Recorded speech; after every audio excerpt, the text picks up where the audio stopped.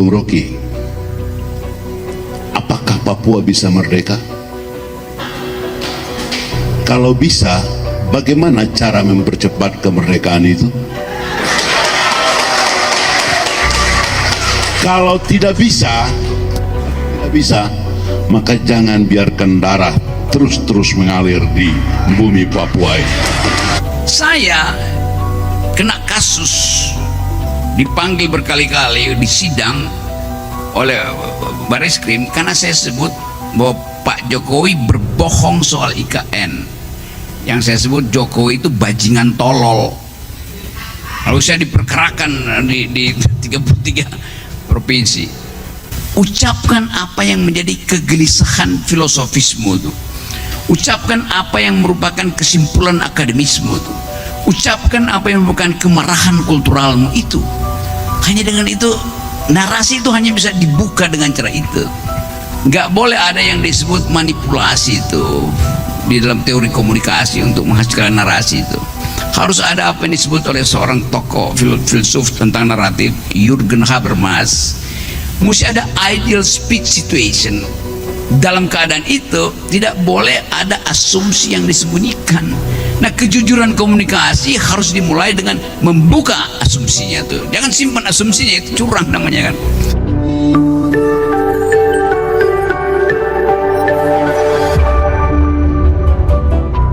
Baik, terima kasih Bung Rocky.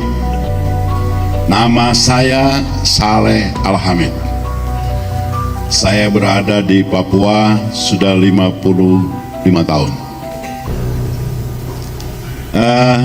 Tadinya saya datang ke sini, saya khawatir ada pertanyaan yang hukumnya haram untuk ditanyakan. Tetapi ternyata saya lihat tadi semua halal. Bisa. Ada sensitif sebetulnya saya mau tanya. Tetapi tadi saya lihat ada yang menyinggung soal NKRI. Bung Rocky, nanti kalau Bung pulang ke sana, sampaikan kepada seluruh masyarakat Indonesia yang ada, bukan di Papua, bahwa yang berhak meneriakan NKRI harga mati cuma kami di sini. Yang di sana tidak. Kenapa? Karena kami lagi berada di lingkungan teman-teman kami yang ada meneriakan bukan NKRI harga mati. Saya punya pertanyaan singkat saja. Bung Rocky, apakah Papua bisa merdeka?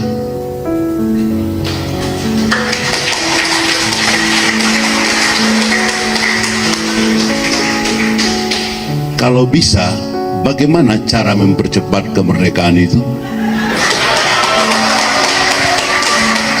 Kalau tidak bisa, maka jangan biarkan darah terus mengalir di bumi Papua ini. Terima kasih, wassalam. Apakah Papua bisa merdeka?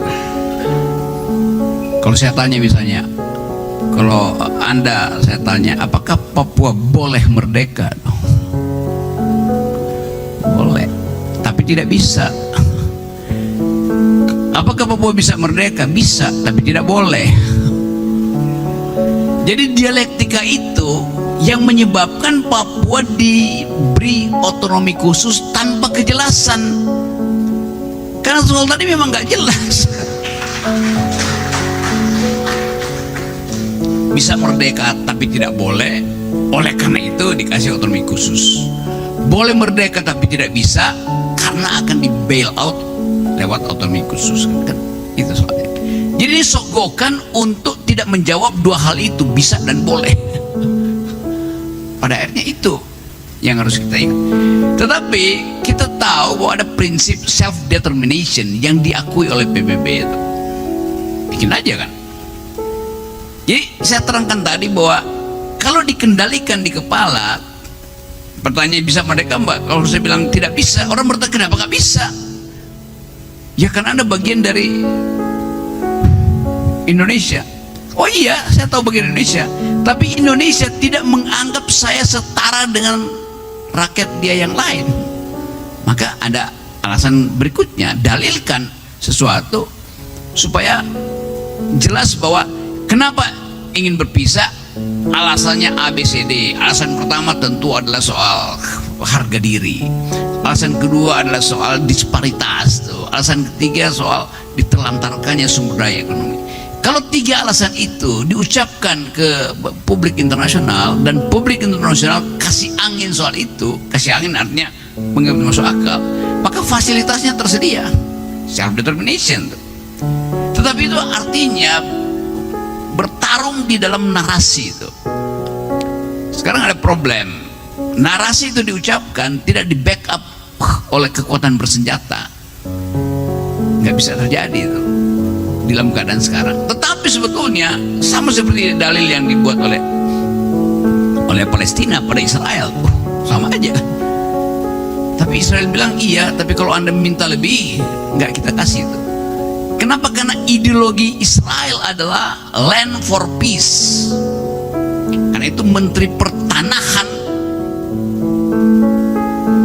lebih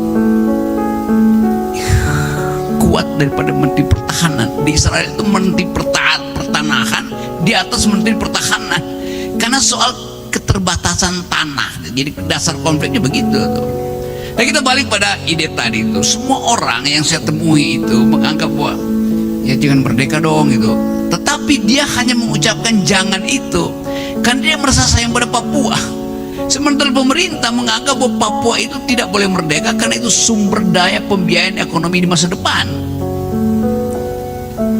Nah ini yang saya bilang mesti dibuka tuh. Kenapa jangan merdeka? Ya karena rasa sayang segala macam. Oh iya, tapi kalau rasa sayang itu menghasilkan penderitaan dan yang menyayangi itu tidak mampu membail out penderitaan itu, maka dia nggak berhak untuk menahan.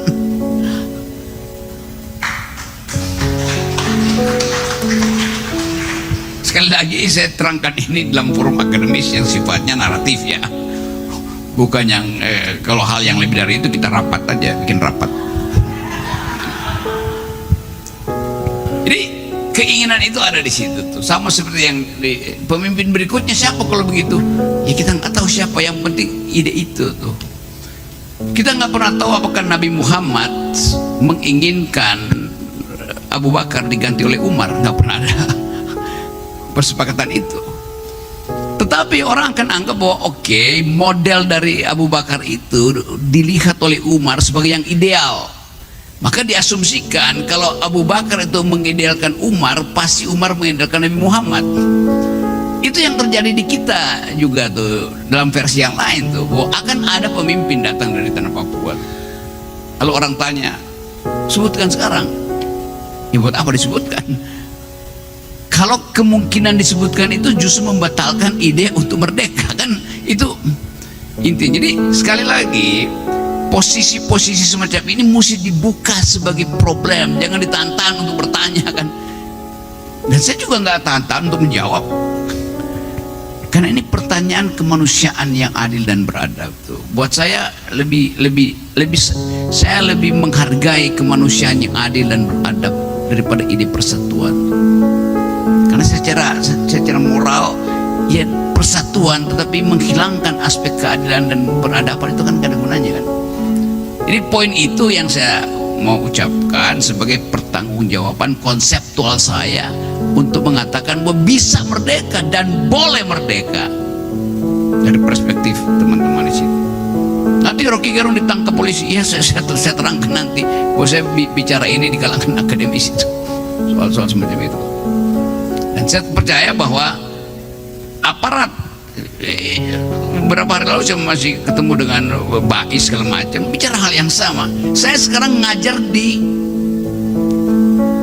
Lemhanas, jadi hal ini saya pernah bicarain di depan forum Lemhanas. Saya ngajar di Sespimti Polri di Bandung tuh, pernah saya bahas soal ini karena itu forum akademis kan. Saya mengajar di Seskogap TNI juga di Bandung, sama itu. Bahkan satu waktu di Seskogap ada seorang dia kolonel waktu itu, dia angkat tangan, Pak Rocky saya mau bertanya. Silahkan. Saya tanya pada gubernurnya, gubernur Seskogap itu, komandannya, Pak, bolehkah dia bertanya tuh? Ya silahkan bertanya. Apa yang dia tanyakan? Pak Rocky, saya kolonel, kasih saya alasan secara filosofis untuk melakukan kudeta. dia juga belajar bahwa perubahan politik sering disebabkan oleh kegagalan konsolidasi kekuasaan sehingga menimbulkan ketidaksabaran perwira-perwira muda. Kudeta di Nicaragua, kudeta di Afrika selalu dimulai oleh seorang kolonel. Jadi karena dia membaca literatur, kolonel itu bertanya pada saya mesti jawab itu. Bukan saya anjurkan dia kudeta, tetapi dia tahu bahwa ada problem itu. Secara epistemologis mesti diterangkan. Secara sosiologis mungkin gak akan terjadi karena ada Sabta Marga. Tetapi dia udah ucapkan itu, hal yang mesti dia ucapkan. Dia tanya di forum akademis.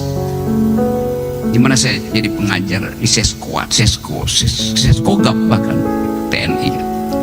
Itu yang saya maksudkan. Forum semacam ini jangan berupaya untuk menahan pertanyaan, jangan berupaya untuk mengedit batin kita, kan itu buruk bagi perkembangan manusia kan, mengedit batin terutama.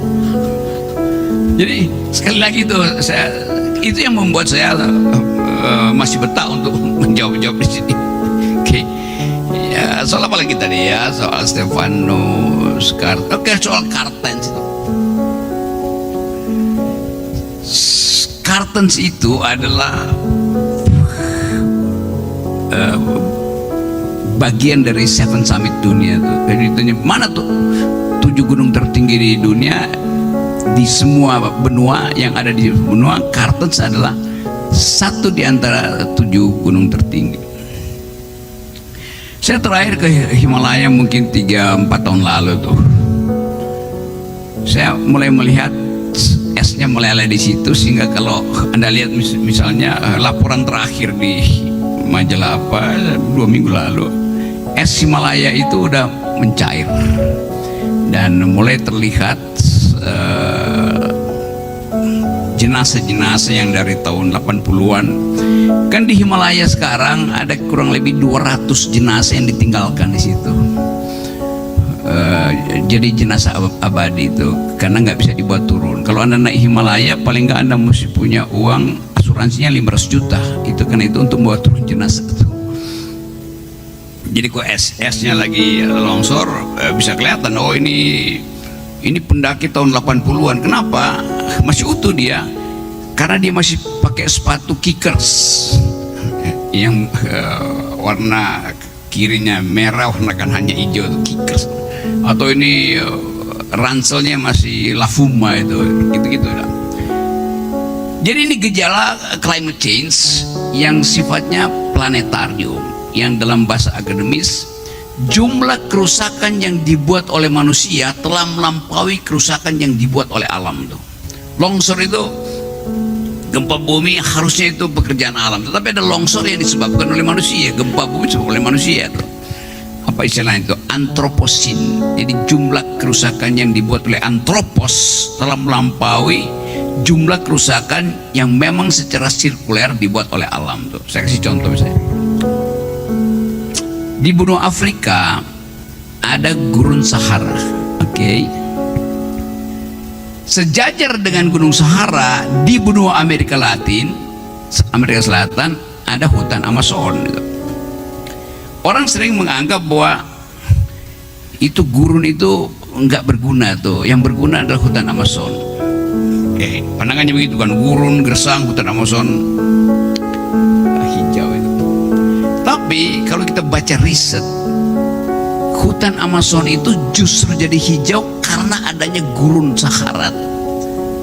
Gurun itu dia memproduksi fosfor yang akan diterbangkan oleh angin mengikuti rotasi bumi, dan fosfor itu dalam 40 jam tiba di hutan Amazon sebagai pupuk alami. Bumi mengatur keseimbangan itu. Jadi jangan anggap bahwa gurun itu nggak berguna. Justru gurun Sahara adalah pupuk planet untuk menghijaukan Amazon gitu. Tapi Amazon sekarang mulai mengalami proses degradasi itu, ada pengundulan segala macam, dan itu sangat mungkin tidak mampu lagi diperbaiki oleh gurun Sahara. Jadi sekali lagi kita mau lihat misalnya apa penyebab dari Cartens, ya gampang, ada IKN. Yes. Setiap penebangan satu pohon di IKN memungkinkan 20 cc air di Kartens meleleh. Karena peningkatan suhu bumi di Katulistiwa. Kan sama aja kan. Jadi cara berpikir ekologis ini juga mesti dipahami oleh pemerintah. Kartens sekarang nggak bisa didaki tuh, udah mulai ada larangan tuh karena soal keamanan segala macam. Nah kalau Kartens itu tidak bisa lagi didaki, dia akan hilang dari daftar salah satu gunung tertinggi di Indonesia.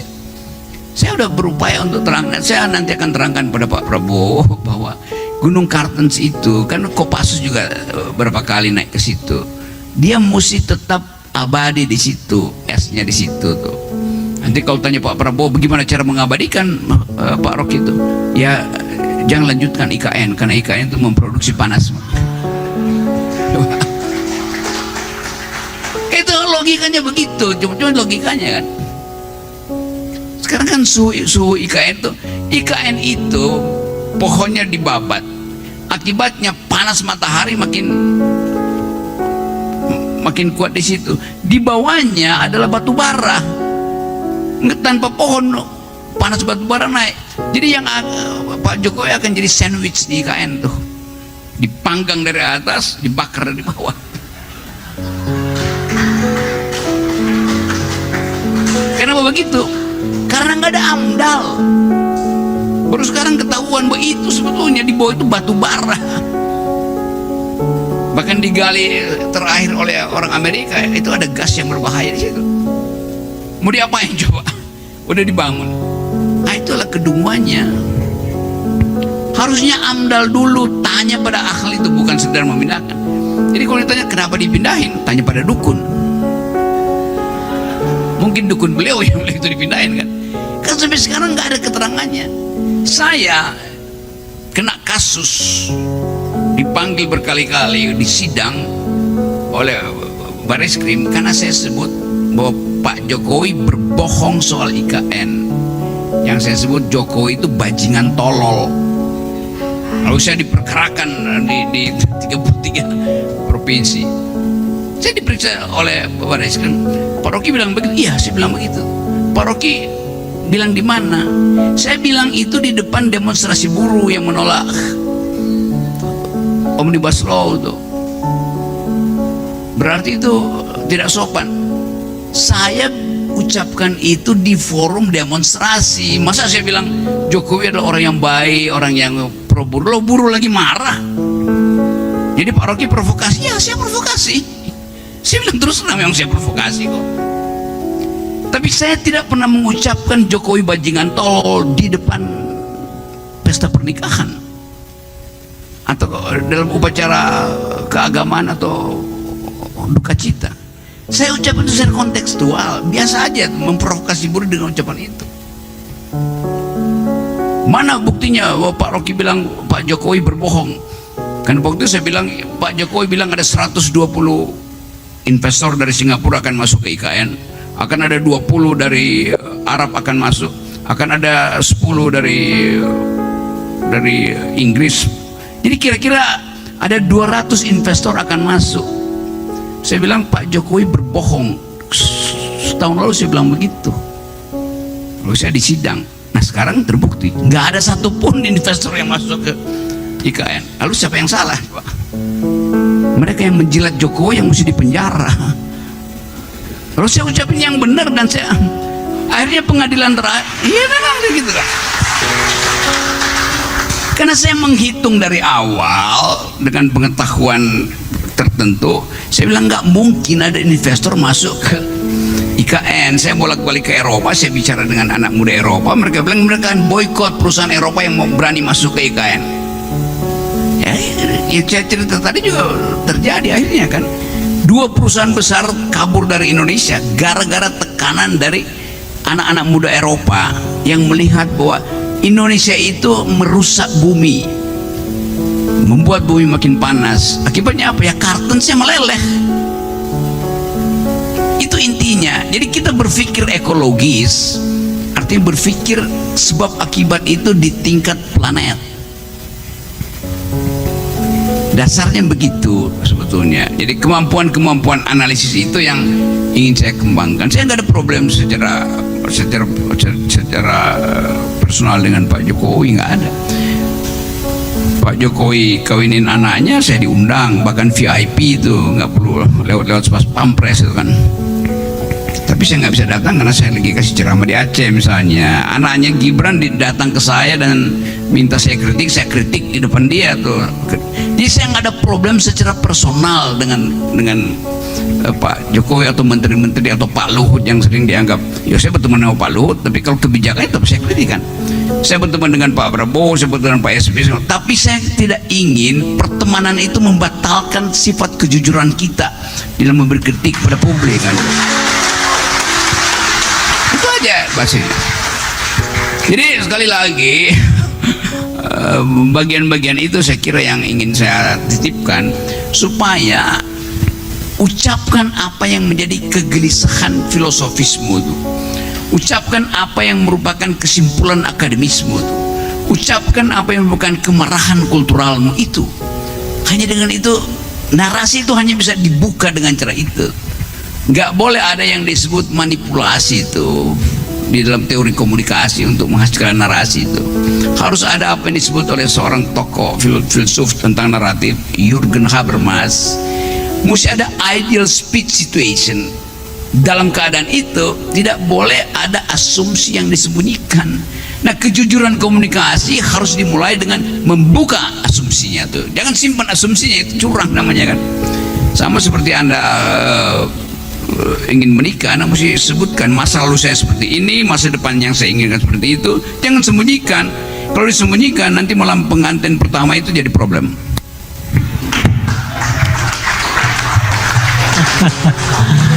Wah, mari kita berikan aplaus yang meriah